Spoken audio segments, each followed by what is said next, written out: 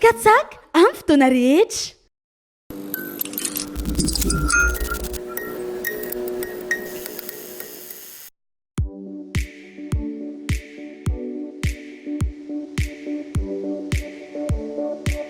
CBO dia fanafoezana ny hoe zezika biolojika dia ny tanjona voalohany afezana ny zezika ny fako izay miandrina ao an-dralanitra satria efa diso betsaka loatra izy ireo. Dia ny tanjona faharoa anampy an'ireo tantsaha malagasy satria lafo ny vidina zezika dia tsy ampy ny enti-manana zareo vitanana an'ilay zezika. Alaina ny zezika biodégradable izany hoe ireo mety simba mety ohatra hoe hoditra voankazo, hoditra légumes dia iny transformena ho lasa compost. Dia misy triage sélective atao amin'ilay izy mba ahafahana manasaraka ny biodégradable sy ny non biodégradable satria ny ao an-dralanitra mivangongo daholo na ny dégradable na non dégradable. Dia manarak'izay ho traitenay ireo fako ireo zany dia azahoana compost ohatr'izao. Ity zany izy ilay antsoina hoe ZBio. Dia ny antony nanaovana ilay ZBio koa eritreritra hoe zebu ilay izy omby dia ny omby amin'izao efa be dia be ny mpangalatra omby dia tsy manana omby intsony ny tantsaha dia tsy maintsy hoe mividy zezika amin'ireo korony zany dia ilay zezika nefa lafo. Dia ity zany izy mba moramora kokoa sady biolojika. Io projet io koa efa misy manao ao an-dralanitra dia ny antony mbola anaovako an'ilay satria be loatra ilay fako dia tsy voafehy fa entarina ary sika hanao ohatr'izay koa dia amin'izay voafehintsika rehetrarehetra ilay fako satria misy fotoana ny fako ao an-dralanitra dorany dia tsy raha lafin'ny ara-pahasalamana zany zay dia tsy dia tsara satria ilay tanàna iray manontolo mihitsy tratran'ny pollution de l'air.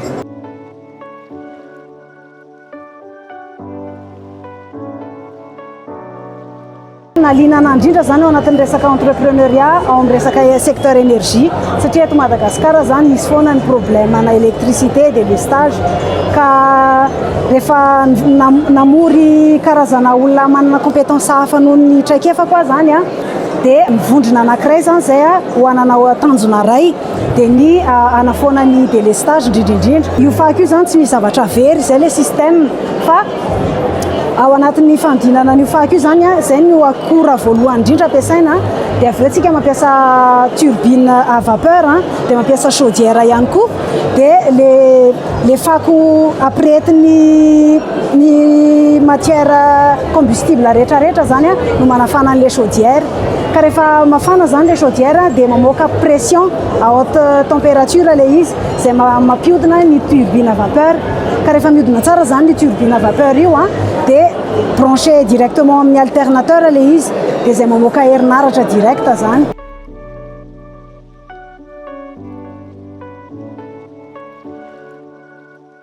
Difficulté angambany eo amin'ny resaka partenaire dia izay eritreritrany hoe tsy hoe eritreritra moa zany fa andehaka any amin'ny samivasy fampiresaka tsara amin'ny commune sy ny ao an-dralanitra mba ahafahana hoe tanteraka sy totosa tsara ilay projet. Ny difficulté voalohany zao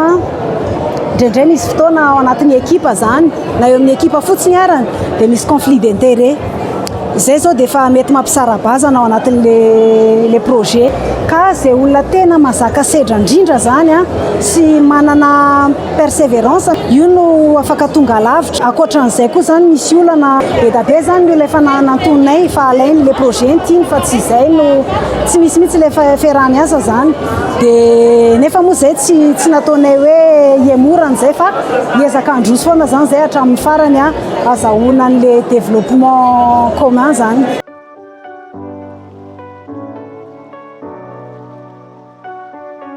Zany hoe à long terme zany mety tratra à travers amin'ity projet ity ilay hoe autosuffisance alimentaire de Madagascar dia misy koa création d'emploi ao anatin'io projet io zany hoe 14 emploi no hita amin'io projet io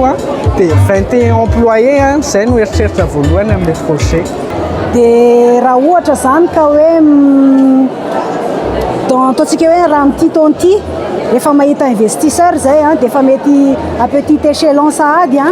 dia mety efa enoeno ny lazany hoe efa miena le délestage mo kohana électricité avoakanay amin'ity zany a moramora kokoa mety eo amin'ny 500 eo ny kilowattheure dia za sûr zany fa dans l'avenir tsara kokoa zany malagasy